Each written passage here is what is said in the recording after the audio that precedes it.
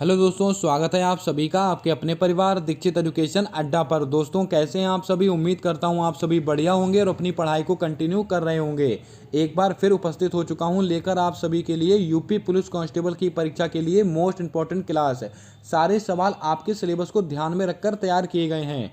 पूरी क्लास को आप अपनी कॉपी में नोट करके रखिएगा। आज की क्लास से आपकी परीक्षा में आपको 100% सवाल देखने को मिलेगा। हमारा दोस्तों पहला सवाल पूछा गया है कि अखिल भारतीय हरिजन सेवक संघ की स्थापना किसने की थी। डॉक्टर भीमराव अंबेडकर ने की थी, महात्मा गांधी ने की थी, पंडित जवाहरलाल नेहरू ने की थी, बाल गंगाधर तिलक ने की थी। दोस्तों आपको बता दें अखिल भारतीय हरिजन सेवक संघ इसकी स्थापना की गई है महात्मा गांधी जी के द्वारा। तो आपका राइट आंसर क्या जाएगा, ऑप्शन नंबर बी आपका बिल्कुल सही जवाब होगा। अगर आपसे क्वेश्चन पूछे इसकी स्थापना हुई कब थी, 1932 में। इस डेट को भी आप नोट कर लीजिएगा, कब हुई थी, 1932 में हुई थी। और 1932 में दोस्तों एक और चीज हुई थी, आपको याद होगा, पूना पैक्ट। पूना पैक्ट, ये पूना पैक्ट कब हुआ था, ये दोस्तों 1932 में हुआ था। किसके किसके बीच में हुआ था, डॉक्टर भीमराव अंबेडकर और महात्मा गांधी जी के बीच में हुआ था। कहां पर हुआ था, यरबदा जेल के अंदर हुआ था। इतनी बातें आपको याद रखनी है। दोस्तों आपको याद होगा प्रारूप समिति, प्रारूप समिति के हेड कौन थे, डॉक्टर भीमराव अंबेडकर।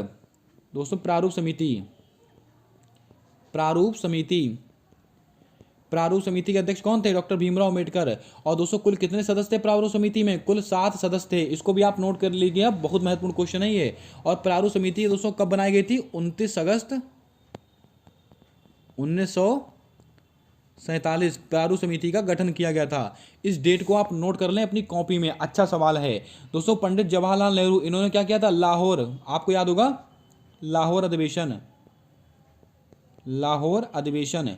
अगर आपसे परीक्षा में पूछ ले पूर्ण स्वराज की मांग किस अधिवेशन में की गई थी, लाहौर अधिवेशन में की गई थी। और लाहौर अधिवेशन हुआ कब था, 1929 में हुआ था लाहौर अधिवेशन। और इसकी दोस्तों लाहौर अधिवेशन की अध्यक्षता किसने की थी, पंडित जवाहरलाल नेहरू। इसको भी आप नोट कर लीजिएगा। आइए चलते हैं अगले क्वेश्चन की ओर। अगला क्वेश्चन पूछा गया है, नागानंद पुस्तक के लेखक कौन है, बाणभट्ट, हर्षवर्धन, कल्हण, इब्न बतूता। क्या होगा आपका सही जवाब, जल्दी से बताएं। दोस्तों नागानंद पुस्तक के लेखक कौन है, तो आप नोट कर लीजिएगा, हर्षवर्धन आपका बिल्कुल सही आंसर होगा। विभिन्न परीक्षाओं में पूछा गया सवाल। दोस्तों प्रियदर्शनी, रत्नावली, प्रियदर्शनी, प्रियदर्शना और रत्नावली ये किसकी पुस्तक है, ये भी दोस्तों हर्षवर्धन की पुस्तक है। अब दोस्तों यहां से एक सवाल और बनता है, कल्हण, कल्हण जल्दी से बता दोस्तों, राज तरंगिणी, कौन सी, राज तरंगिणी, राज तरंगिणी किसकी पुस्तक है, ये कल्हण की पुस्तक है। और इसमें जम्मू कश्मीर का इतिहास लिखा हुआ है। अगर आपको याद हो इब्न बतूता ये कहाँ का निवासी था, मोरक्को का, ये मोरक्को का निवासी था इब्न बतूता। और इसके द्वारा बहुत फेमस पुस्तक लिखी गई है, रहेला। और परीक्षा में कई बार सवाल ऐसा भी पूछा गया है कि इब्न बतूता किसके शासनकाल में भारत आया था, तो आपको याद होगा मोहम्मद बिन तुगलक के शासनकाल में भारत आया था। दोस्तों सवाल यहाँ पर एक है, लेकिन एक सवाल से मैं आपको जितना हो सकता उतने सवाल निकाल कर दे रहा हूँ। सारे सवाल आपको नोट कर लेने हैं अपनी कॉपी में। दोस्तों बाणभट्ट, बाणभट्ट की एक पुस्तक बताइए दोस्तों, कादम्बरी, कादंबरी किसकी पुस्तक है, ये दोस्तों बाणभट्ट की पुस्तक है। इसको भी आप ध्यान में रखें। चलिए बढ़ते हैं अगले क्वेश्चन की ओर। राष्ट्रीय प्रेस दिवस कब मनाया जाता है, 14 नवंबर, 16 नवंबर, 17 नवंबर, 20 नवंबर। क्या होगा आपका राइट आंसर, जल्दी से बताएं। राष्ट्रीय प्रेस दिवस ये दोस्तों कब मनाते हैं, ये दोस्तों हम 16 नवंबर को मनाते हैं। तो आपका राइट आंसर क्या होगा, ऑप्शन नंबर बी आपका बिल्कुल सही जवाब हो जाएगा। लेकिन दोस्तों इसकी थीम भी आपको याद रखनी है। शायद ये क्वेश्चन मैं ले चुका हूं पहले ही, लेकिन दोस्तों आपको फिर से मैं रिपीट करा दे रहा हूं। इसकी थीम बहुत महत्वपूर्ण है, आर्टिफिशियल इंटेलिजेंट के युग में मीडिया, आर्टिफिशियल इंटेलिजेंट के युग में मीडिया। ये दोस्तों इस बार की थीम है, ये किसकी, राष्ट्रीय प्रेस दिवस की। इसको भी आप नोट कर लीजिएगा। चलिए बढ़ते हैं अगले क्वेश्चन की ओर। चेंजिंग इंडिया पुस्तक के लेखक कौन है, लाल कृष्ण आडवाणी, मनमोहन सिंह, सानिया मिर्जा, अमिताभ घोष। ये चारों ऑप्शंस हमारे लिए मोस्ट इंपॉर्टेंट हैं। सवाल मैं आपको वही बता रहा हूं जो दोस्तों परीक्षाओं में पूछे जाते हैं और कई बार रिपीट हुए सवाल हैं। चेंजिंग इंडिया बहुत फेमस पुस्तक है और ये पुस्तक किसकी है, मनमोहन सिंह की पुस्तक है। तो आपका राइट आंसर क्या हो जाएगा, ऑप्शन नंबर बी आपका बिल्कुल सही जवाब होगा। अब दोस्तों बात करते हैं ऑप्शंस को लेकर। लाल कृष्ण आडवाणी इनकी एक पुस्तक है माई कंट्री माई लाइफ। कौन सी दोस्तों, my country, my country my life, my country my life, ये किसकी पुस्तक है? लाल कृष्ण आडवाणी की पुस्तक है। सानिया मिर्जा की पुस्तक बहुत बार पूछी गई है, एस, कौन सी दोस्तों? Ace against, ace against, ace against odds, ace against odds, ये किसकी पुस्तक है? ये दोस्तों सानिया मिर्जा की पुस्तक है, इसको भी आप नोट कर लीजिएगा। आइए चलते हैं अगले क्वेश्चन की ओर। चुनाव आयोग की संरचना का उल्लेख किस अनुच्छेद में किया गया है? One of the most important question आपके प्रैक्टिस सेट का। अनुच्छेद 336, अनुच्छेद 338, अनुच्छेद 339, अनुच्छेद 340 है। दोस्तों बच्चा बच्चा जानता चुनाव आयोग का उल्लेख कौन से आर्टिकल में है? आर्टिकल नंबर 324 में। किसमें है? आर्टिकल नंबर 324 में है। और दोस्तों 25 जनवरी को हम राष्ट्रीय मतदाता दिवस मनाते हैं, बच्चा बच्चा जानता है। लेकिन सवाल आपसे ऐसा पूछा जाएगा, चुनाव आयोग की अगर हम संरचना की बात करें तो आर्टिकल 338 में इसका उल्लेख किया गया है। तो आपका राइट आंसर क्या होगा? Option number B. अब हम बात करते हैं ऑप्शन को लेकर। आर्टिकल 336 में क्या लिखा हुआ है? चुनाव आयोग और मुख्य चुनाव आयुक्त की नियुक्ति, मोस्ट इंपॉर्टेंट, चुनाव आयोग और मुख्य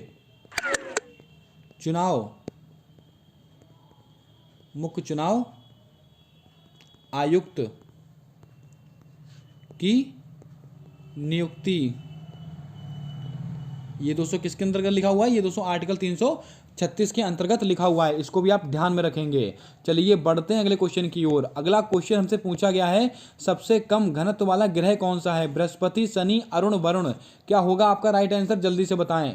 दोस्तों आपको पता होगा सबसे कम घनत्व वाला ग्रह कौन सा है? तो दोस्तों याद रखिएगा शनि आपका बिल्कुल सही आंसर होगा। अब दोस्तों कुछ महत्वपूर्ण सवाल जो ग्रहों से आपसे पूछे जाते हैं, एक ही बार में आपका पूरा कॉन्सेप्ट मैं यहाँ पर क्लियर कर दूंगा, एक सवाल आपका गलत नहीं होगा। दोस्तों कई बार दोस्तों सूर्य से ग्रहों की दूरियां पूछी जाती हैं और दोस्तों आप कंफ्यूज हो जाते हैं। मान लीजिएगा दोस्तों ये आपका सन है। दोस्तों इसके क्रम में दोस्तों आपको कैसे याद करना है? बुध, शुक्र, पृथ्वी, मंगल, बृहस्पति, शनि, अरुण और एक आपका वरुण। आपको दोस्तों इसको इसी क्रम में याद करना है, बिल्कुल इसी क्रम में आपको याद करना है। अगर आपसे सवाल पूछे दोस्तों ये पहला क्रम, दूसरा, तीसरा, चौथा, पांचवा, छठा, सातवां, आठवां, बुध, शुक्र, पृथ्वी, मंगल, बृहस्पति, शनि, अरुण, वरुण। दोस्तों अगर आपने ये क्रम में याद कर लिया तो आपका एक सवाल गलत नहीं होगा। आपसे सवाल कैसे पूछेगा? सूर्य से दोस्तों सबसे निकट ग्रह कौन सा है? बुध। सबसे चमकीला दोस्तों ग्रह कौन सा है? शुक्र। अगर आपसे क्वेश्चन पूछे आंतरिक ग्रह कौन कौन से? आंतरिक ग्रह, तो दोस्तों शुरुआत की 4 ग्रह, कौन से? ये 4 ग्रह, बुध, शुक्र, पृथ्वी, मंगल, ये चारों ग्रह दोस्तों आंतरिक ग्रह हैं। और बाह्य ग्रह कौन से हैं? बाह्य ग्रह हैं बृहस्पति, शनि, अरुण, वरुण। एक क्वेश्चन ऐसे आपसे पूछेगा सूर्य का चक्कर सबसे कम समय में कौन लगाता है? तो दोस्तों आप तुरंत बता देंगे बुध, क्योंकि बुध सूर्य के सबसे पास में है। तो दोस्तों सबसे कम समय कौन लेगा? बुध। सूर्य का दोस्तों पूरा चक्कर सबसे अधिक समय में कौन लगाता है? अरुण, वरुण। वरुण सबसे दूर है तो सबसे समय ज्यादा कौन लेगा? वरुण लेगा। सबसे दोस्तों अगर आपसे पूछे सबसे गर्म ग्रह कौन सा है? तो सबसे गर्म ग्रह है दोस्तों आपका बुध, माफ कीजिएगा, सबसे गर्म ग्रह है शुक्र। सबसे गर्म ग्रह कौन सा है? शुक्र। ये दोस्तों बहुत महत्वपूर्ण फैक्ट है, कई बच्चा इसका आंसर बुध लगा देते हैं, उनका आंसर गलत हो जाता है। शुक्र दोस्तों सबसे गर्म ग्रह की संज्ञा में आता है। और सबसे ठंडा ग्रह कौन सा है? माफ कीजिएगा, सबसे ठंडा ग्रह है आपका वरुण, क्योंकि दोस्तों सूर्य से सबसे दूरी पर स्थित है वरुण, इसी सबसे ठंडा ग्रह कौन सा होगा? वरुण। अब दोस्तों एक सवाल और पूछा जाता है कि किन ग्रहों के बीच में एस्टेरॉयड बेल्ट यानी कि क्षुद्र बेल्ट पाई जाती है? बृहस्पति और मंगल के बीच में। किसके बीच में? बृहस्पति और मंगल के बीच में एस्टेरॉयड बेल्ट पाई जाती है, क्षुद्र ग्रह पाए जाते हैं। इनको आप ध्यान में रखेंगे। उम्मीद करता हूं कॉन्सेप्ट आपको समझ में आया होगा। अगर क्लास पसंद आ रही है तो क्लास को लाइक कर देना। चैनल पर पहली बार आए हो तो चैनल को सब्सक्राइब कर बेल वाला आइकन ध्यान से दबा लेना, ताकि आने वाली सारी क्लासेस के अपडेट्स आप तक आसानी से पहुंचते रहें। एक भी सवाल मिस मत कीजिएगा, सारे सवाल आपकी परीक्षा को ध्यान में रखकर तैयार किए गए हैं। अगला क्वेश्चन है, मुगल घाट का निर्माण किसके द्वारा कराया गया? शाहजहां के द्वारा, जहांगीर के द्वारा, औरंगजेब के द्वारा, अकबर के द्वारा। दोस्तों मुगल घाट का निर्माण कराया गया है औरंगजेब के द्वारा। किसके? औरंगजेब के द्वारा। और कहां पर कराया गया? फर्रुखाबाद में कराया गया है। ये सवाल महत्वपूर्ण है, इसको आप ध्यान में रखेंगे। अब दोस्तों बात करते हैं अगले क्वेश्चन को लेकर। अगला क्वेश्चन पूछा गया है, 71वें Akhil Bharatiya police athletics championship किस शहर में आयोजित हुई? कानपुर, वाराणसी, लखनऊ, क्या होगा आपका राइट आंसर, जल्दी से बताएं। ये सवाल भी हमारे लिए महत्वपूर्ण की श्रेणी में रहेगा। 71वें Akhil Bharatiya police athletics championship ये दोस्तों कहाँ पर हुई है, ये आपका लखनऊ में हुई है। आपका राइट आंसर क्या होगा, ऑप्शन नंबर सी। अब दोस्तों आपको याद होगा भारत माता मंदिर कहाँ पर स्थित है, वाराणसी में। द्रुपद मेला कहाँ पर लगता है, वाराणसी में। अब दोस्तों एक चीज और मैंने आपको बताई थी, वाराणसी से संबंधित बहुत महत्वपूर्ण क्वेश्चन था। पंडित रविशंकर का जन्म कहाँ हुआ था, पंडित रविशंकर का जन्म कहाँ हुआ था, तो आपको याद होगा इनका जन्म हुआ था बाबा विश्वनाथ की नगरी वाराणसी में। साग सब्जी अनुसंधान केंद्र कहाँ पर स्थित है, वाराणसी में स्थित है। चलिए बढ़ते हैं अगले क्वेश्चन की ओर। विशेष विवाह अधिनियम किस वर्ष से संबंधित है, ये लीजिए एक और महत्वपूर्ण क्वेश्चन है। 1952, 1953, 1954, 1955, क्या होगा आपका राइट आंसर, जल्दी से बताएं। विशेष विवाह अधिनियम ये कब अधिनियमित किया गया था, ये दोस्तों 1954 में अधिनियमित करा गया था। तो आपका राइट आंसर क्या होगा, ऑप्शन नंबर सी। चलिए बढ़ते हैं अगले क्वेश्चन की ओर। साजिद अली का संबंध किस वाद्य यंत्र से है, सितार वादक हैं, वीणा वादक हैं, बांसुरी वादक हैं, संतूर वादक हैं। दोस्तों आपको बता दें जो सादिक अली हैं वो दोस्तों वीणा वादक हैं। तो आपका राइट आंसर क्या होगा, ऑप्शन नंबर बी। अब बात करते हैं ऑप्शंस को लेकर। अगर आपसे क्वेश्चन पूछा जाए सितार वादक, तो मैंने अभी आपको बताया पंडित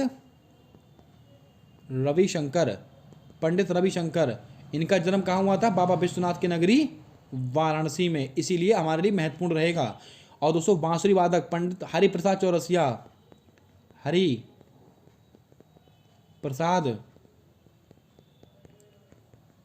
और इनका जन्म कहाँ हुआ था, प्रयागराज में, इसीलिए महत्वपूर्ण नाम है ये, प्रयागराज में इनका जन्म हुआ था। ये दोनों नाम याद रखिएगा। और दोस्तों पंडित रविशंकर, दोस्तों इनको भारत रत्न मिला है 1999 में। कब, 1999 में इनको भारत रत्न द्वारा सम्मानित किया गया है, इसीलिए और महत्वपूर्ण सवाल बन जाता है। संतूर वादक कौन है, भजन सोपारी, पंडित शिव कुमार शर्मा, ये दोस्तों दोनों लोग संतूर वादक हैं। चलिए बढ़ते हैं अगले क्वेश्चन की ओर। अगला क्वेश्चन पूछा गया हरिप्रसाद चौरसिया का जन्म किस शहर में हुआ, मैंने अभी आपको बताया वाराणसी में हुआ। तो आपका राइट आंसर क्या होगा, ऑप्शन माफ कीजिएगा प्रयागराज में हुआ। कहाँ पर, प्रयागराज। तो आपका राइट आंसर क्या होगा, ऑप्शन नंबर सी। आइए चलते हैं अगले क्वेश्चन की ओर। यूरोप का खेल का मैदान किसको कहा जाता है, यहाँ से मैं आपको 3 सवाल बताऊंगा, तीनों सवाल बहुत महत्वपूर्ण होंगे। दोस्तों यूरोप का खेल का मैदान ये किसको कहा गया, ये दोस्तों स्विट्जरलैंड को कहा गया है। तो आपका राइट आंसर क्या होगा, ऑप्शन नंबर सी। अब दोस्तों कुछ महत्वपूर्ण सवाल, जैसे कि नार्वे की राजधानी क्या है, ओस्लो। नार्वे की राजधानी क्या है, ओस्लो। अब दोस्तों जापान की राजधानी क्या है, टोक्यो। क्या है, टोक्यो। और जापान की मुद्रा कौन सी है, येन। अब दोस्तों आप जल्दी से नार्वे की मुद्रा बताएं क्या होगी, इसका जवाब आपको देना कमेंट कर। और दोस्तों इनसे बनने वाले 1-2 सवाल मैं आपको और बताता हूं। नार्वे को दोस्तों और क्या कहते हैं, लैंड ऑफ मिडनाइट सन। क्या कहते हैं, लैंड ऑफ मिडनाइट सन, मध्यरात्रि का सूर्य दोस्तों क्या है, ये दोस्तों नार्वे को कहा जाता है। जापान को दोस्तों आप सबको पता होगा, लैंड ऑफ राइजिंग सन, सूर्योदय का देश किसको कहते हैं, जापान को कहते हैं। इसको भी आप ध्यान में रखिएगा। अब दोस्तों आपको याद होगा फिनलैंड नाटो का 31वां मेंबर, अगर आपसे पूछे नाटो का 31वां मेंबर कौन बन चुका है, ये बन चुका है फिनलैंड। मोस्ट इंपॉर्टेंट है, याद रखिएगा। नाटो की स्थापना 1949 में हुई है और इसकी नाटो का मुख्यालय कहाँ पर स्थित है, ब्रुसेल्स बेल्जियम में स्थित है। आइए चलते हैं अगले क्वेश्चन की ओर। हमारा अगला सवाल पूछा गया राउरकेला इस्पात कारखाना किसकी सहायता से लगाया गया था। ये लीजिए एक और लल्लन टॉप क्वेश्चन, आपकी परीक्षा में छपने वाला सवाल। जर्मनी, रूस, यूनाइटेड किंगडम। दोस्तों 4 परमाणु संयंत्रण तो परीक्षाओं में बहुत बार पूछे जाते हैं। राउरकेला दोस्तों ये किसकी सहायता से लगा था, ये दोस्तों आपका जर्मनी की सहायता से लगा था। तो आपका राइट आंसर क्या होगा, ऑप्शन नंबर ए। और राउरकेला दोस्तों कहाँ पर स्थित है, ये दोस्तों आपका उड़ीसा में स्थित है। कहाँ पर, उड़ीसा में। अब दोस्तों बताते हैं आपको कुछ महत्वपूर्ण फैक्ट, जैसे कि रूस की सहायता से दोस्तों कौन कौन से लगे, भिलाई किसकी सहायता से लगाया गया, रूस की सहायता से। और दोस्तों रूस की सहायता से एक और लगाया गया बोकारो। ये भिलाई और बोकारो ये दोनों दोस्तों रूस की सहायता से लगाए गए हैं। भिलाई कहाँ पर स्थित है, छत्तीसगढ़ में। बोकारो कहाँ पर है, झारखंड में। यूनाइटेड किंगडम की सहायता से दोस्तों लगाया गया है दुर्गापुरा, जो कि पश्चिम बंगाल में स्थित है। दुर्गापुरा किसकी सहायता से लगाया गया है दोस्तों, ये यूनाइटेड किंगडम, जो कि दोस्तों वेस्ट बंगाल में स्थित है। याद रखिएगा दोस्तों, ये रूस वाला बहुत पूछा था। भिलाई और बोकारो ये दोनों दोस्तों रूस की सहायता से लगे हैं। चलिए बढ़ते हैं अगले क्वेश्चन की ओर। सिकंदर और पोरस के मध्य युद्ध किस नदी के तट पर लड़ा गया? ये सवाल भी परीक्षाओं में बहुत बार देखा गया है। रावी नदी, चेनाब नदी, झेलम नदी। दोस्तों आपको बता दें, सिकंदर और पोरस के मध्य जो लड़ाई हुई थी वो दोस्तों आपका झेलम नदी के तट पर हुई थी। तो आपका राइट आंसर क्या होगा? ऑप्शन नंबर सी आपका बिल्कुल सही जवाब होगा। आइए चलते हैं अगले क्वेश्चन की ओर। अगला क्वेश्चन पूछा गया कि केंद्रीय चमड़ा अनुसंधान संस्थान कहाँ पर स्थित है? लखनऊ में, चेन्नई में, वाराणसी में, सहारनपुर में। ये क्वेश्चन भी परीक्षा में अपने आप में बहुत बार पूछा गया, यूपी की अधिकतर परीक्षाओं में पूछा गया है। दोस्तों आपको बता दें, केंद्रीय चमड़ा अनुसंधान संस्थान ये कहाँ पर स्थित है? ये चेन्नई में स्थित है। चेन्नई आपका बिल्कुल सही आंसर होगा। अगर दोस्तों लखनऊ की बात करें तो दोस्तों आपको मैं कई बार बता चुका हूँ, केंद्रीय औषधि अनुसंधान संस्थान कहाँ पर स्थित है? ये आपका लखनऊ में स्थित है। राष्ट्रीय विष अनुसंधान संस्थान कहाँ पर स्थित है? ये भी आपका लखनऊ में स्थित है। वाराणसी में साग सब्जी अनुसंधान केंद्र स्थित है। और पेपर मिल दोस्तों यानी कि पेपर अनुसंधान संस्थान कहाँ पर स्थित है? सहारनपुर में। अब दोस्तों आपको याद होगा, सहारनपुर में एक बहुत फेमस दोस्तों मंदिर है, शाकंभरी देवी का मंदिर है। तो आपसे परीक्षा में पूछा जाता है शाकंभरी देवी का मेला कहाँ पर लगता है? सहारनपुर में। और अभी हाल ही में उत्तर प्रदेश सरकार के द्वारा 5 करोड़ रुपए आवंटित किए गए हैं इस मंदिर के जीर्णोद्धार के लिए, इसमें दोस्तों इसके विकास के लिए। तो दोस्तों परीक्षा में ऐसा भी सवाल पूछ सकता है कि अभी हाल ही में उत्तर प्रदेश सरकार ने किस मंदिर के विकास के लिए 5 करोड़ रुपए की धनराशि आवंटित की है? शाकंभरी देवी मेला, जो कि सहारनपुर में लगता है। बढ़ते हैं अगले क्वेश्चन की ओर। निम्नलिखित में से मिश्रित ग्रंथि कौन सी है? थायराइड, पिट्यूटरी, अग्नाशय, एड्रिनल। क्या होगा आपका राइट आंसर? जल्दी से बताएं, बहुत बार ऐसा सवाल कंफ्यूज कर देता है हमको। दोस्तों मिश्रित ग्लैंड कौन सी है? अग्नाशय। यहाँ पर दोस्तों बहिस्रावी ग्रंथि और अंतःस्रावी ग्रंथि दोनों दोस्तों यहाँ पर पाई जाती है। तो आपका राइट आंसर क्या हो जाएगा? Option number C. Pituitary gland, इसको क्या कहते हैं? मास्टर ग्रंथि कहते हैं। अगर आपसे क्वेश्चन पूछ ले, मास्टर ग्रंथि दोस्तों किसको कहा जाता है? पिट्यूटरी ग्लैंड को कहा जाता है। चलिए बढ़ते हैं अगले क्वेश्चन की ओर। भारत का सबसे ऊंचा जलप्रपात कौन सा है? ये लीजिए एक और लल्लन टॉप क्वेश्चन है। हुंड्रू जलप्रपात, दूध सागर जलप्रपात, कुंचिकल जलप्रपात, धुआंधार जलप्रपात। दोस्तों आपको बता दें, भारत का सबसे ऊंचा जलप्रपात है कुंचिकल जलप्रपात। तो आपका राइट आंसर क्या होगा? Option number C. अब आप कमेंट करके बताएं, ये कुंचिकल जलप्रपात किस राज्य में स्थित है? इसका जवाब आपको देना है कमेंट कर। बात करते हैं ऑप्शंस को लेकर। हुंड्रू जलप्रपात ये दोस्तों कहाँ है? ये दोस्तों स्वर्णरेखा नदी पर स्थित है। स्वर्णरेखा नदी पर स्थित है हुंड्रू जलप्रपात, याद रखिएगा। दूध सागर जलप्रपात ये दोस्तों गोवा में स्थित है। कहां पर? गोवा में। धुआंधार जलप्रपात ये नर्मदा नदी पर स्थित है, नर्मदा नदी पर। और ये कहां पर स्थित है? मध्य प्रदेश में स्थित है धुआंधार जलप्रपात। इसको भी आप थोड़ा याद रखिएगा, ये सवाल भी परीक्षाओं में कई बार पूछे गए हैं। जल्दी से बताइए, कुंचिकल जलप्रपात किस राज्य में स्थित है? इसका आंसर आपको देना है कमेंट कर। चलिए बढ़ते हैं अगले क्वेश्चन की ओर। निम्नलिखित में से कौन सी इकाई भारत में साख नियंत्रण का कार्य करती है? सेबी, आरबीआई या एसबीआई? क्या होगा आपका सही आंसर? जल्दी से बताएं। दोस्तों भारत में साख नियंत्रण का कार्य करती है ये आरबीआई। तो आपका राइट आंसर क्या होगा? Option number B. अब दोस्तों आपको याद होगा, आरबीआई का अधिनियम कब का है? 1934 का। स्थापना कब हुई थी? 1 अप्रैल 1935 में इसकी स्थापना हुई है। इसका राष्ट्रीयकरण कब हुआ था? 1949 में इसका राष्ट्रीयकरण हुआ था। पहले दोस्तों गवर्नर कौन थे? Osborne Smith. लेकिन पहले भारतीय गवर्नर कौन थे? सीडी देशमुख। याद रखिएगा, सवाल सारे महत्वपूर्ण है ये। सेबी की स्थापना कब हुई है? 1988 में। कब हुई है? 1988 में। लेकिन अधिनियम पूछ लिया जाए तो 1992 का अधिनियम है। यही खासियत है दोस्तों, इसीलिए सवाल यहाँ से बनता है। सेबी का अधिनियम है 1992 का, लेकिन स्थापना हुई थी 1988 में। इसलिए सवाल बहुत बार पूछा जाता है। अगला सवाल पूछा गया कि भारत में योजना अवकाश की अवधि कब से कब तक है? 1951 से 56, 56 से 61, 61 से 66, 66 से 69। दोस्तों आपको बता दें, भारत में योजना अवकाश की अवधि जो थी वो थी 1966 से 1969। ये आपका बिल्कुल सही आंसर होगा। अगर दोस्तों आपको याद हो, 1951 के 1956 के बीच में पहली वाली पंचवर्षीय योजना, 1956 से 1961 दूसरी वाली पंचवर्षीय योजना, 1961 से 1966 तीसरी वाली पंचवर्षीय योजना। पहली पंचवर्षीय योजना कौन से मॉडल पर आधारित थी? हैरट डोमर मॉडल। और दूसरी वाली दोस्तों पीसी महालनोबिश मॉडल। उम्मीद करता हूं नोट कर लिया होगा। चलिए बढ़ते हैं अगले क्वेश्चन की ओर। अगला क्वेश्चन पूछा गया कि कुष्ठ रोग निम्नलिखित में से किसके कारण है?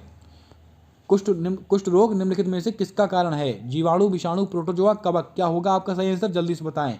कुष्ठ रोग दोस्तों आपको याद होगा, कुष्ठ रोग होता है आपका जीवाणु की सहायता से, जीवाणु की वजह से होता है कुष्ठ रोग। तो आपका राइट आंसर क्या हो जाएगा? ऑप्शन नंबर ए आपका बिल्कुल सही जवाब होगा। दोस्तों बैक्टीरिया भी आपके ऑप्शन में आ सकता है। बैक्टीरिया जीवाणु एक ही बात होती है, याद रखिएगा। परीक्षा में सवाल गलत मत कीजिएगा। ये कुछ सवाल थे जो दोस्तों आपकी परीक्षा को ध्यान में रखकर तैयार किए गए थे। अब दोस्तों आप कमेंट करके बताएं आज की क्लास आपको कैसे लगी, आज का कंटेंट आपको कैसा लगा।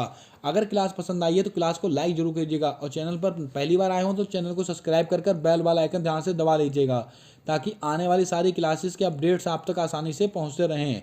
मिलते हैं आने वाली अगली क्लास में एक नए कंटेंट के साथ। तब तक के लिए जय हिंद, जय भारत दोस्तों। अपना सपोर्ट, अपना प्रेम हमारे इस यूट्यूब चैनल के साथ हमेशा यूं ही बनाकर रखिएगा।